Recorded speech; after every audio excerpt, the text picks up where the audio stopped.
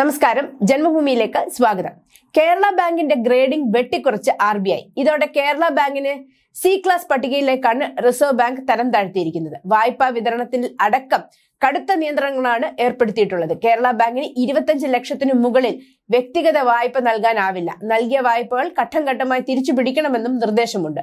NABARD സമർപ്പിച്ച റിപ്പോർട്ടിന്റെ അടിസ്ഥാനത്തിലാണ് നടപടി.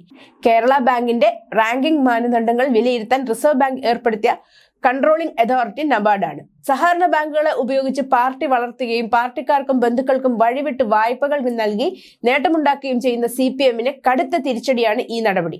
കരുവന്നൂർ, കണ്ടല അടക്കമുള്ള CPM ഭരിക്കുന്ന നിരവധി ബാങ്കുകളിൽ വലിയ ക്രമക്കേടാണ് നടന്നത്. കരുവന്നൂരിൽ 300 കോടിയിലേറെ രൂപയുടെ വായ്പാ തട്ടിപ്പാണ് നടന്നത്. ലോക്സഭാ തെരഞ്ഞെടുപ്പിൽ പാർട്ടിക്ക് വലിയ തിരിച്ചടി ഉണ്ടാകാനുള്ള ഒരു പ്രധാന കാരണം കരുവന്നൂർ തട്ടിപ്പായിരുന്നു.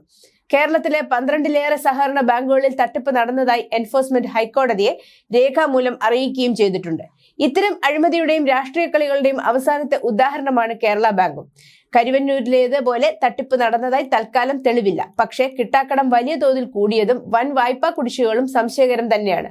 അതിനാലാണ് കേരള ബാങ്ക് 25 ലക്ഷത്തിനു മുകളിൽ വായ്പ നൽകുന്നത് RBI വിലക്കിയത്.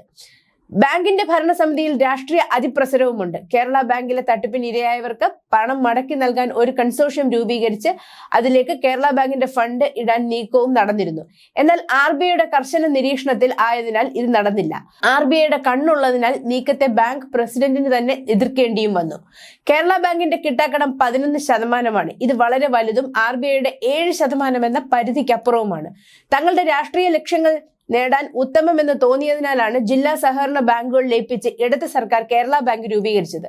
ബാങ്കുകളുടെ പ്രവർത്തനങ്ങളിലെ ഗുരുതരമായ വീഴ്ചകളും അപാകതകളും കണക്കിലെടുത്താണ് അവയുടെ ഗ്രേഡ് വെട്ടിക്കുറയ്ക്കുന്നത്. സമീപകാലത്ത് നിരവധി സഹകരണ ബാങ്കുകളുടെ പ്രവർത്തന ലൈസൻസ് തന്നെ RBI റദ്ദാക്കിയിട്ടുണ്ട്. അടൂർ സഹകരണ ബാങ്ക് പോലെ കേരളത്തിലെ ചില ബാങ്കുകളുടെ പ്രവർത്തനവും RBI നേരത്തെ അവസാനിപ്പിച്ചിട്ടുണ്ട്. മൂലധന പര്യാപ്തതയും നിഷ്ക്രിയ ആസ്തിയും വരുമാനം, ആസ്തി ബാധ്യതകളും എല്ലാം വിശദമായി പരിഗണിച്ച് മാർക്കിട്ടാണ് റാങ്കിംഗ് ശുപാർശകൾ തയ്യാറാക്കുന്നത്.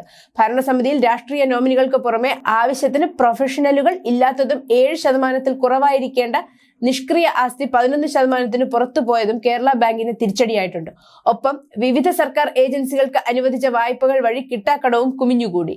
2 ലക്ഷത്തിൽ അധികം വരുന്ന സ്വർണ്ണപ്പണയത്തിന് മേൽ ഒറ്റയടിക്ക് തിരിച്ചടവ് പാടില്ലെന്ന വ്യവസ്ഥ ലംഘിച്ചതിന് നേരത്തെ റിസർവ് ബാങ്ക് കേരള ബാങ്കിന് പിഴയിട്ടിരുന്നു. ഇതിന് പിന്നാലെയാണ് ഇപ്പോൾ C ക്ലാസ് പട്ടികയിലേക്കുള്ള തരം താഴ്ത്തൽ. വെച്ചടി കയറ്റവും ലാഭക്കണക്കുമായി സർക്കാർ കേരള ബാങ്കിനെ കൊണ്ടാടുമ്പോഴാണ് റിസർവ് ബാങ്ക് വക തിരിച്ചടി.